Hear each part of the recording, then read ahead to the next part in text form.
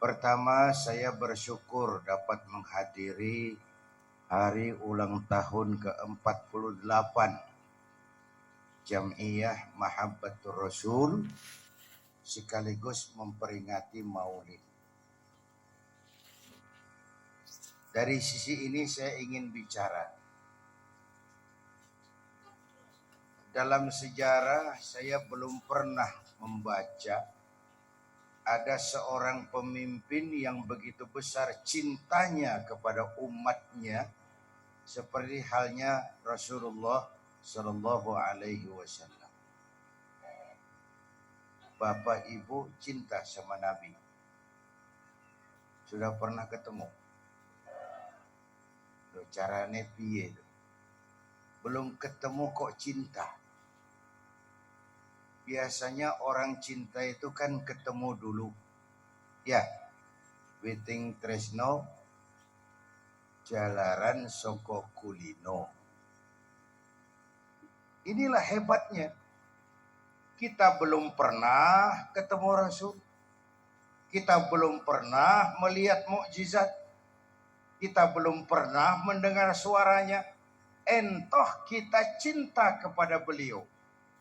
Jauh lebih baik ketimbang orang yang hidup dan bertemu Rasul, melihat wajahnya, menyaksikan mukjizat, mendengarkan wahyu, tapi mereka tidak mau beriman. Nah, Bapak Ibu hadirin, orang yang cinta kepada sesuatu biasanya mencontoh yang dicintainya. Apa yang mau kita contoh? Saya ngikuti yang disampaikan Ananda Ustadz Jeffrey tadi. Pertama, ibadah. Ayo kita ngobrol. Ini Bapak Ibu yang hadir di sini semua ini hamba Allah apa bukan? Hamba Allah. Kata siapa? Kata saya. Kalau kata saya itu namanya ngaku. Orang ngaku boleh dan murah. Boleh dan tapi apa diakui kita belum tahu. Ya. Tidak otomatis kalau kita bilang saya hambamu ya Allah. Lalu Allah jawab iya ya. Tidak mesti.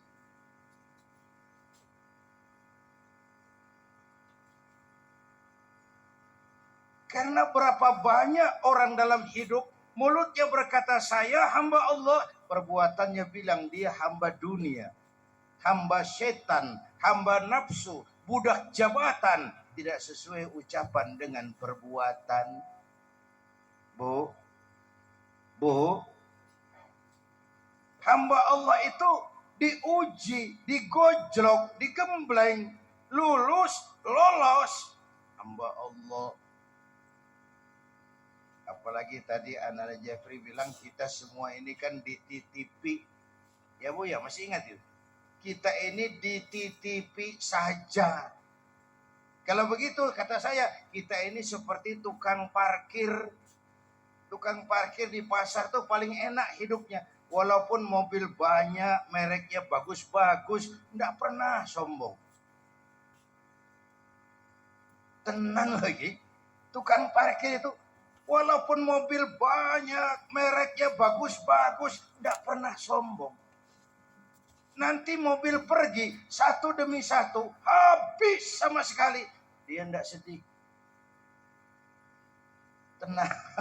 Mobil banyak, enggak sombong. Mobil habis, enggak sedih. Ini namanya nyengir tapi mikir. Saya lagi ngomong tasawuf ini. Tukang parkir itu tidak merasa memiliki, tapi merasa dititipi. Inilah tasawuf. Siapa saja kalau merasa memiliki, bersiaplah kehilangan. Dan itu menyakitkan. Tapi kalau merasa dititipi, harta, jabatan, anak, ilmu itu titipan, hiduplah seperti tukang parkir. Bagaimana tukang parkir? Pertama, titipan tidak boleh bikin kita sombong. Jadi benje, dititipi kok sombong, tidak pantas ah. Dititipi kok sombong, nggak pantas.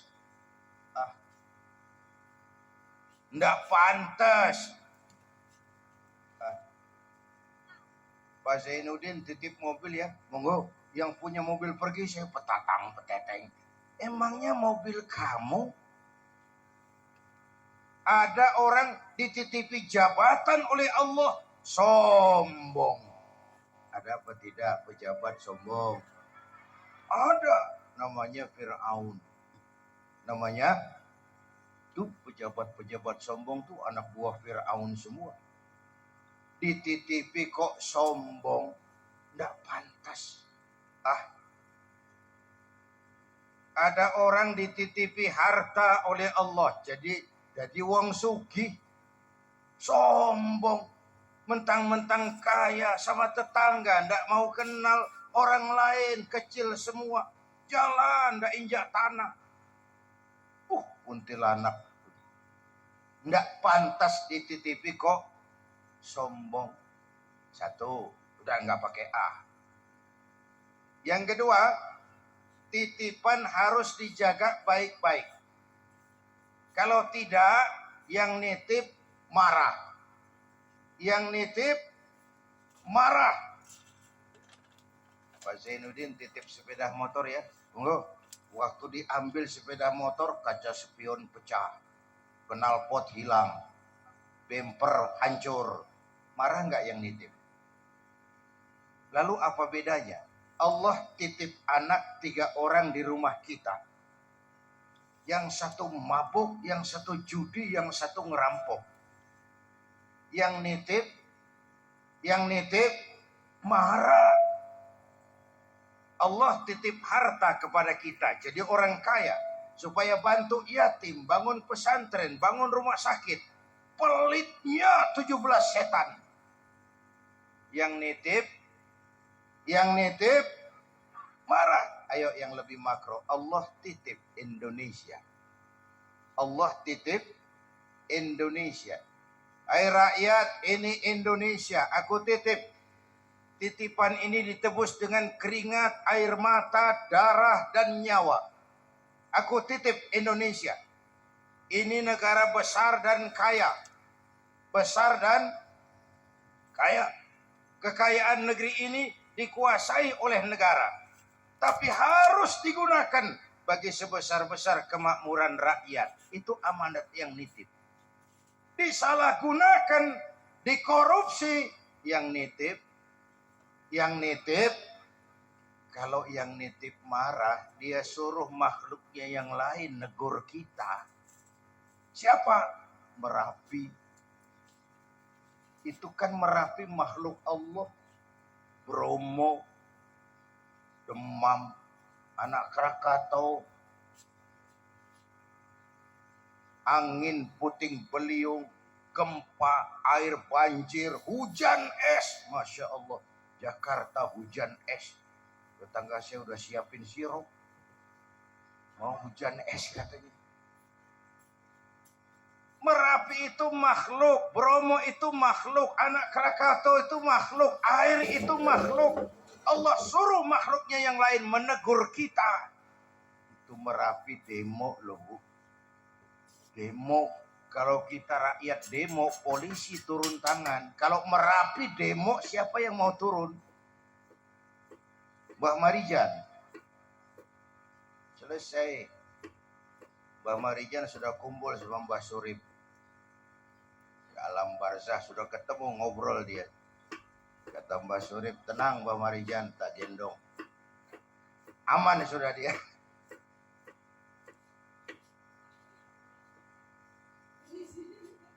Bapak Ibu hadirin yang saya hormati, yang 100 tahun kita bangun selesai oleh gempa 2 menit. Ya, yang 100 tahun kita bangun selesai oleh gempa 2 menit. Kalau begitu, kita perlu Allah. Kita perlu Allah. Pantas. Rasulullah yang kita peringati ini.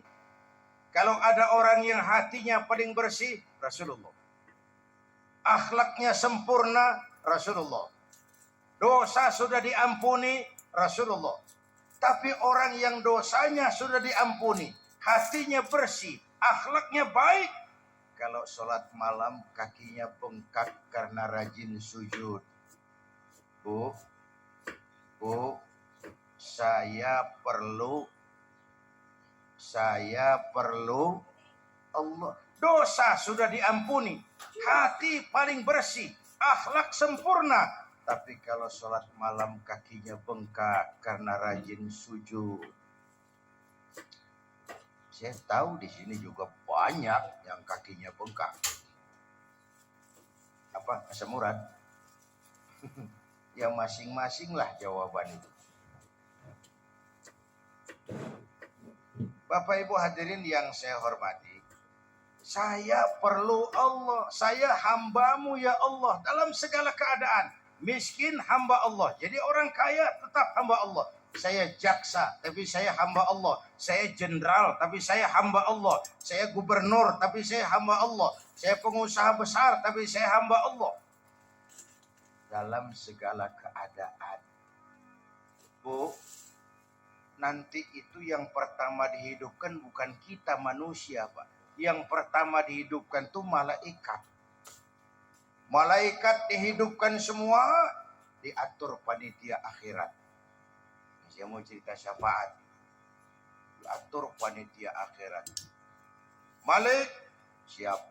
Sediakan neraka. Aku mau bakar itu bajingan tengik. Yang waktu di dunia tidak mau sujud. Jauh dari ulama. Tinggal di masyarakat selalu menebarkan keonaran. Kejam kepada yatim. Tidak mau menolong yang kesulitan. Siapkan neraka. Baik. Ridwan, ya. Sediakan surga. Aku mau balas hamba-hambaku yang waktu di dunia rajin sujud. Dekat dengan ulama, santun kepada yatim. Suka menolong orang yang perlu pertolongan. Tengah malam masih maulidan. Siapkan surga. Baik. Jibril, Mikail, iya ke surga. Lalu ambil kendaraan buruk, turun ke alam, cari di mana kubur kekasihku Muhammad. Bangunkan dari kuburnya, bawa ke surga. Siap. Turun Jibril, Mikail. Ke alam yang sudah hancur-hancuran, nyari kuburan. Yang nggak ketemu nyari Jombang saja sulit, sudah rata semua.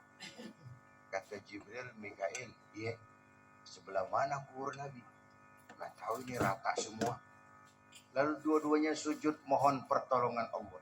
Dengan izin Allah terbuka kubur baginda Nabi. Bangun dari kubur seperti orang bangun tidur, menoleh ke kanan, menoleh ke kiri. Adalah Jibril.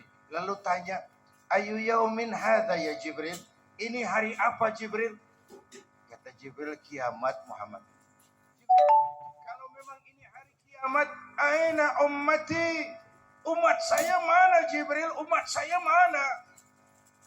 Bangun dari kubur, tahu kalau hari sudah kiamat, yang pertama ditanya, aina ummati?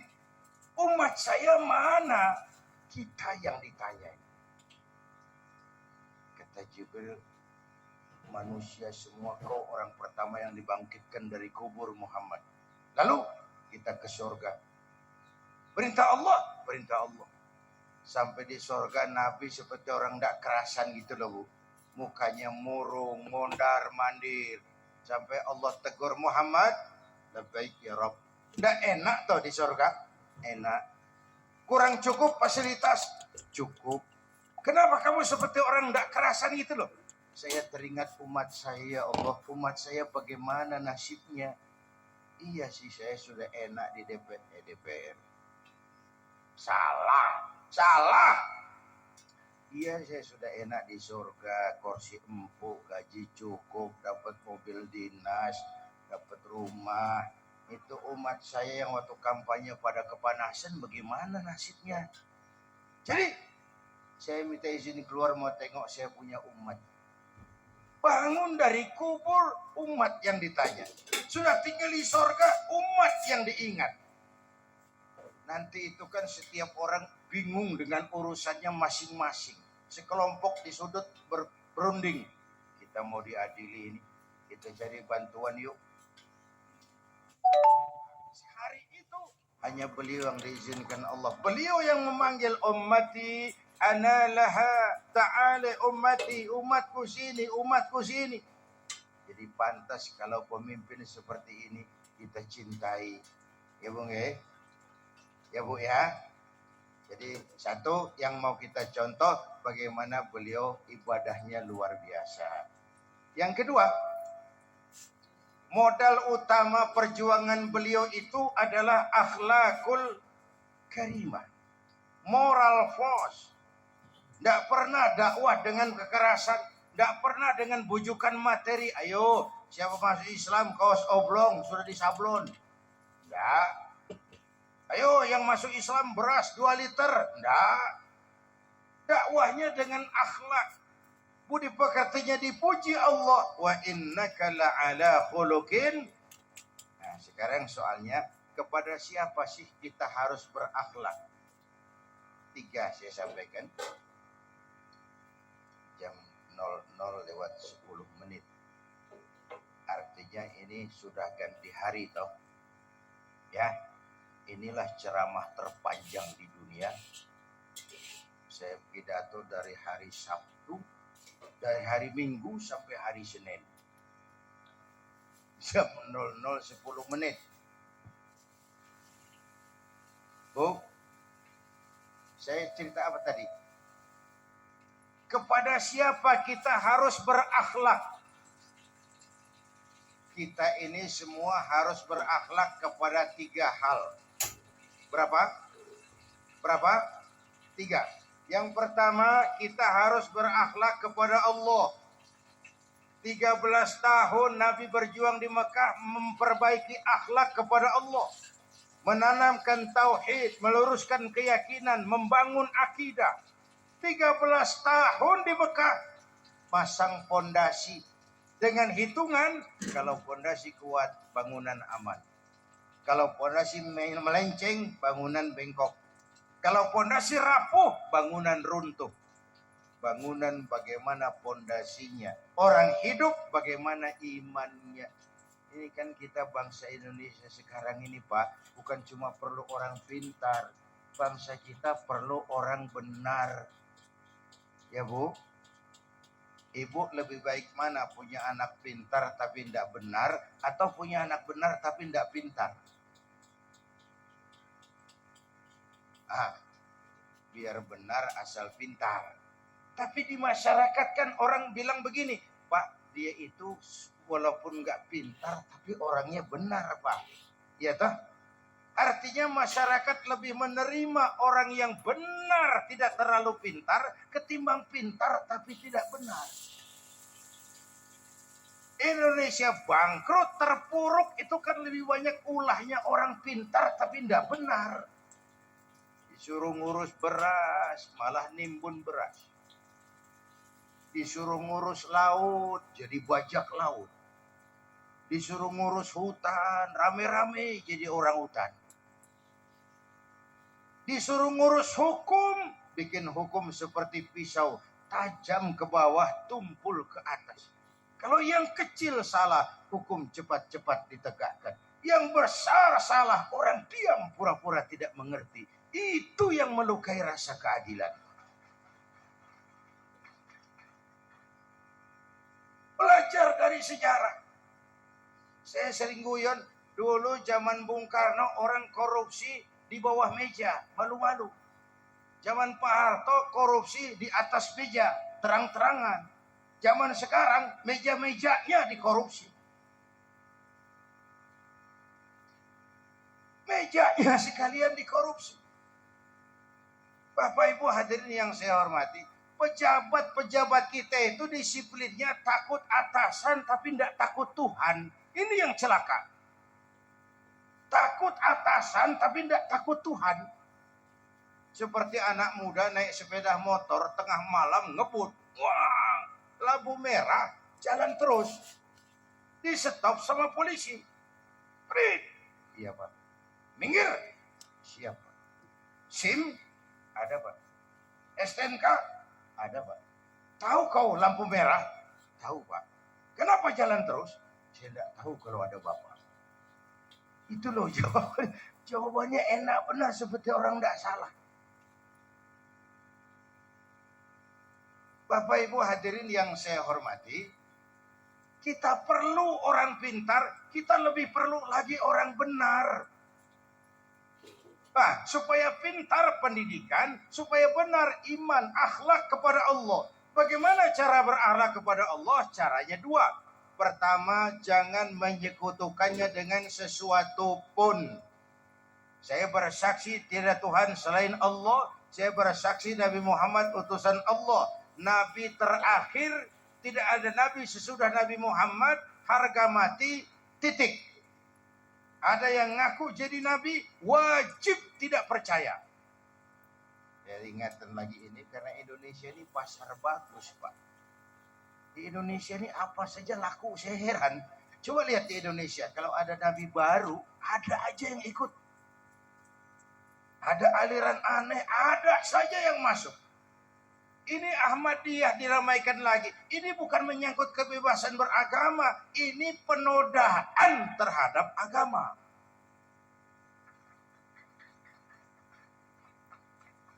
Oh, kalau kebebasan beragama kita sangat menghormati kok. Kita tidak jengkel orang Kristen bilang Tuhan tiga. Tuhan Anak, Tuhan Bapa, Rohul Kudus, Trinitas. Silahkan, itu babnya lakum dinukum. Kita tidak marah. Orang Buddha bilang Tuhan ada dua. Tuhan besar namanya Mahayana, Tuhan kecil namanya Hinayana. Silahkan, mau Tuhan besar, Tuhan kecil, Tuhan tanggung. Itu babnya lakum dinukum. Kita tidak marah orang Majusi bilang Tuhan ada dua. Tuhan kebaikan namanya Ahriman, Tuhan kejahatan namanya Ahura Mazda. Silahkan. Tapi kalau ada orang mengaku Islam, lalu percaya ada Nabi sesudah Nabi Muhammad, itu penodaan. Jelas? Jelas? Kalau udah jelas selesai. Berapa banyak kita sudah jadi korban nabi-nabi palsu? Mulai dari Al-Qiyadah, Ahmad Musaddiq, masih ingat? Pelatih bulu tangkis jadi nabi. La haula wala quwata. Dapat wahyunya di Bogor. Padahal di Bogor biasanya dapat talas. Dia dapat wahyu. Ditangkap polisi 4 tahun. Habis itu di Bandung muncul lagi namanya Sayuti. Jalan Caikek Bandung. Sayuti, tukang cukur. Mengaku dapat wahyu, jadi nabi, ditangkap lagi, penjara 2 tahun.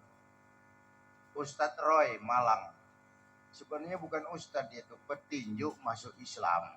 Mu'alaf, belajar Islam tidak pakai guru, diutak-atik. Sholat boleh pakai bahasa masing-masing, ramai masjid. Ditangkap 2 tahun penjara. Di Jakarta muncul lagi Lia Edan. Ngaku Jibril, ditangkap sama polisi. Polisi kita paling hebat di dunia ini. Bukan cuma teroris, Jibril ditangkap juga. Luar biasa. Terakhir menurut catatan Kementerian Agama, di bawah Bakor Pakem itu, antara Cirebon Losari, batas Jawa Tengah, Jawa Barat, pernah muncul agama baru namanya agama Jasun. Agama Jawa Sunda. Yang jadi nabi Tugimin. Tugimin. Saya bilang ini jangan jadi nabi, jadi kiai juga nggak angker. Al-Mukarram Bapak Kiai Tugimin. Nggak enak. Apalagi salawatnya susah. Kalau kita kan nikmat itu ya Habibi ya Muhammad, nikmat rasanya. Coba ganti sama yang tadi, nggak enak bener. Ya Habibi ya Tugimin, nggak enak itu loh.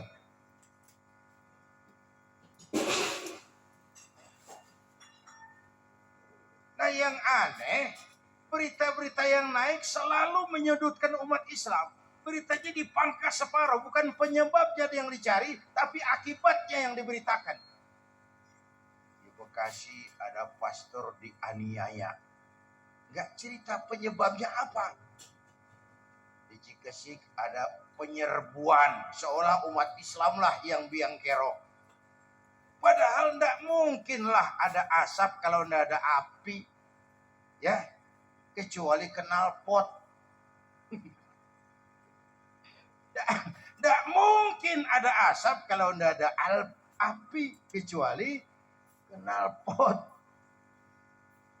Bapak Ibu hadirin yang saya hormati, akhlak kepada Allah, jangan menyekutukannya dengan sesuatu pun, dan jangan menyembah kecuali hanya kepadanya.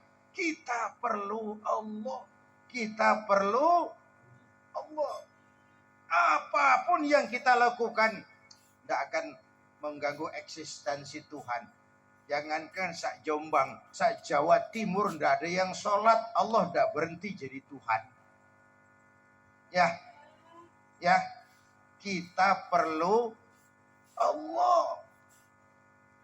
Kepada akhlak kepada Allah, jaga baik-baik, wariskan kepada anak-anak kita, ya Bung, wariskan kepada anak-anak kita. Yang kedua, kepada siapa kita harus berakhlak? Kepada sesama.